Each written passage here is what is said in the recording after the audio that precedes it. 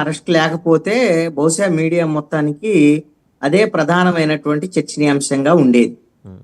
మీరు ఆ చింతమనేని ప్రభాకర్ని మీడియా అంతా మర్చిపోతే అతనికి బాధగా ఉంటది కదండి. ఖచ్చితంగా బాధగా ఉంటది కాబట్టి మరి నన్ను గుర్తించండి, ఏంటి నా పరిస్థితి ఏంటి, మీరు ఒకసారి అప్పుడప్పుడన్నా నా గురించి ఒకసారి కొన్ని వార్తల్లో ఉండాలి కదా అనేటువంటి దాని మీద ఆయన ప్రయత్నం ఆయన చేశారు.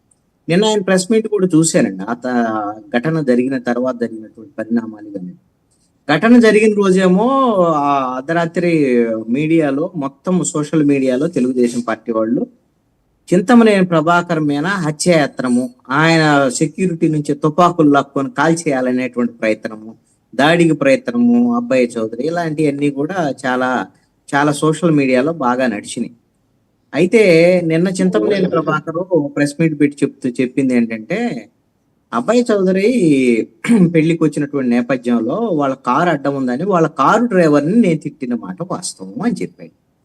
కారు డ్రైవర్ని తిట్టి అంటే ఎందుకు తిట్టను, మాది గవర్నమెంట్, నేను ఎమ్మెల్యేని, వాళ్ళు వచ్చేసి పెళ్లిళ్ళకి వచ్చేసి మీ ఇష్టమైనట్టుగా చేసుకుంటుంటే అయ్యా అబ్బాయా నువ్వు బాగున్నావు అబ్బాయి అని నేను పొగిడిపోతానా, ఖచ్చితంగా తిడతాను అని చెప్పాడు. ఎందుకంటే చింతమనేని ప్రభాకర్ అబద్ధాలు ఆడటం, ఉన్నదన్నట్టు మాట్లాడతాడు, అతను తిట్టినా డైరెక్ట్ గా మీడియా ముందే తిడతాడు. జరిగింది. ఇప్పుడు అబ్బాయి చౌదరి అదే విధంగా వీళ్ళిద్దరు రాజకీయ ప్రత్యర్థులు చింతమనేని. ఇలాంటి అయినప్పుడు ఎవరు ముందు వెళ్తే ఒక ఫంక్షన్ కి ఇద్దరు వెళ్ళారు. ముందు వెళ్ళినటువంటి దాంట్లో ప్రోటోకాల్ ఏమి ఉండదు కదా, దానికి ఏమి ప్రైవేట్ ఫంక్షన్ లో. ఆయన మాజీ ఎమ్మెల్యే అయినంత మాత్రాన మరి చింతమనేని ప్రభాకర్ లేటుగా వచ్చాడు, అబ్బాయి చౌదరి ముందు వెళ్ళాడు. అక్కడ ఏమిటి అని అంటే, మేము వచ్చేసరికల్లా మొత్తం ఖాళీ చేసి ఉండాలి, అంతేగాని మీరెవరు మా కార్లు అడ్డం పెట్టి ఉంచడానికి అనేటువంటి దాని మీద చింతమనేని ప్రభాకర్ ఆగ్రహం వ్యక్తం చేసినటువంటి పరిస్థితి. ఇది వాళ్ళిద్దరికి సంబంధించినటువంటి అంశం అండి. ఇది ఏమో పెద్ద పబ్లిక్ ఆస్పెక్ట్ లో. ప్రభాకర్ ఏం మాట్లాడారో చూద్దామా?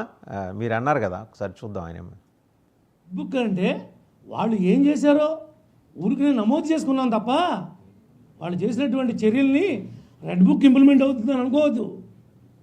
రెడ్ బుక్ రాసింది కేవలం వాళ్ళు ఏం రాశారో, ఏం మమ్మల్ని ఇబ్బంది పెట్టారో గుర్తుపెట్టుకోవడం కోసం రాశాం.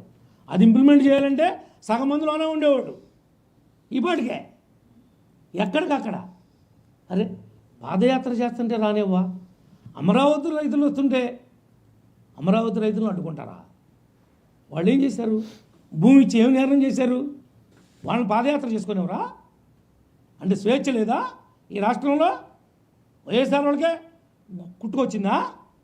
ఎక్కడికక్కడ ఫ్లెక్స్లు కట్టడం, వాళ్ళు రాకోకుండా అడ్డుకుంటాం, దాడులు చేయటం, ఇక్కడ ఉందా సంస్కారం? ఈ సంస్కారం అంతా నేర్పింది ఎవరు ఈ రాష్ట్రానికి? జగన్మోహన్ రెడ్డి అన్న కంపెనీయా కాదా? రైట్. పెద్దిరెడ్డి రవికిరణ్ గారు, సో చింతమనేని ప్రభాకర్ గారు ఓ మాట అన్నారు, రెడ్ బుక్ ఇంప్లిమెంట్ చేయడం మొదలెడితే సగం మంది ఈ పాటికి లోపల ఉండేవాళ్ళని. అంటే ఇంప్లిమెంట్ చేసే ఆలోచన మీ కూటమి ప్రభుత్వానికి ఉందా? సార్ ఇప్పుడు వాజ్గాన్ గారు వల్లభనేని వంశీ గారి కేసు ఒక్కసారి చూడండి. నిజంగా రెడ్ బుక్ అమలు చేయాలి అంటే ఆయన్ని 8 మాసాల పాటు వెయిట్ చేసి అసలు ఆయన మీద బుక్ అయిన కేసులో కూడా ఆయన అరెస్ట్ చేయలేదు. ఒకటి. 2, పైపెచ్చు ఆయన ఏం చేశాడు? ఆయన రాజాద్రి రాజ్యాంగం ప్రకారం ఫిర్యాదుదారుణ్ణే కిడ్నాప్ చేసి అతనితోనే కోర్టులో ఎఫిడవిట్ ఎన్ని పట్టుకు తీసుకెళ్లి కేసు విత్డ్రా చేయించేటట్టు చేశాడు. అంటే ఇప్పుడు మా ప్రభుత్వానికి ఇది ఒక చెంపపెట్టు లాంటిది. మనం కక్ష సాధింపు చేయొద్దు. మా ముఖ్యమంత్రి గారు, మా పవన్ కళ్యాణ్ గారు, మా పురంధేశ్వరి గారు చెప్తున్నారు కక్ష సాధింపు వద్దని. కానీ కేసు విచారణ పోలీసు యంత్రాంగం సిస్టమేటిక్ గా చేస్తున్నారా? రాష్ట్రంలో సంచలనాత్మకమైనటువంటి ఈ కేసు, ఇది గన్నవరం టీడీపీ కార్యాలయంపై దాడి చేసిన కేసు లేదు, ఫిర్యాదుదారుడినే కిడ్నాప్ చేసి విత్డ్రా చేయించారంటే, రేపు తాడేపల్లి టీడీపీ కేంద్ర కార్యాలయంపై దాడి చేయించి ఫిర్యాదు చేసినటువంటి అతను కూడా కంప్యూటర్ ఆపరేటరే. అతను కూడా రేపు కోర్టులో ఇదే ఇదే ఫీడ్బ్యాక్ పట్టుకుని వెళ్ళి జడ్జి గారి ముందు ఇది నేనేం లేనక్కడ చెప్పి చేస్తాడు. ఇలాగే చేసుకుంటూ వెళ్తామా మనం?